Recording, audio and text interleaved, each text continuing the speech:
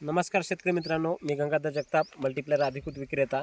तर शेतकरी मित्रांनो, आज शेतकरी गजानन शिंदे राहणार बोडखी यांच्या शेतामध्ये आलो होतो. तर यांनी माझ्या मार्गदर्शनाखाली सिलेक्शन 1044 या बियाण्याची हरभरा बियाण्याची लागवड केली आहे. तर जवळपास एकरी 20 किलो बियाण्याची लागवड यांच्या शेतामध्ये केली आहे.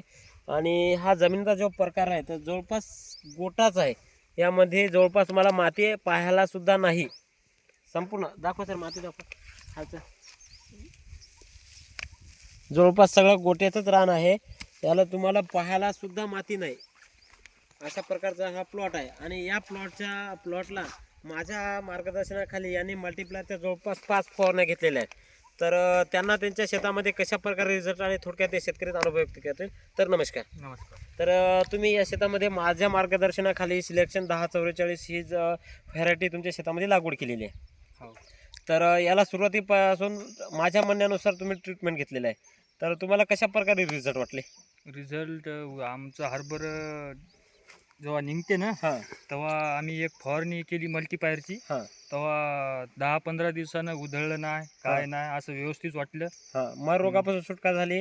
चेक हो, मर रोग पडलाच नाही. मर रोग पडलाच नाही.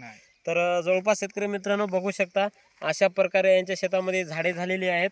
आणि याला तुम्ही जर मोजा गेले तर फांद्या पण मोजणं होऊ शकत नाहीत, अशा फांद्या झाल्या.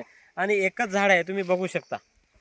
जवळपास अशाच प्रकारचे सगळे झाड आहेत. हो, टोटल कोणते? आणि तुम्हाला जर हा प्लॉट बघायचा असेल तर बोडकी इथे डॉक्टर धनाजी शिंदे यांना संपर्क करून त्यांच्या शेतामध्ये तुम्ही येऊ शकता. हा धनाजी शिंदे यांचा मुलगा आहे.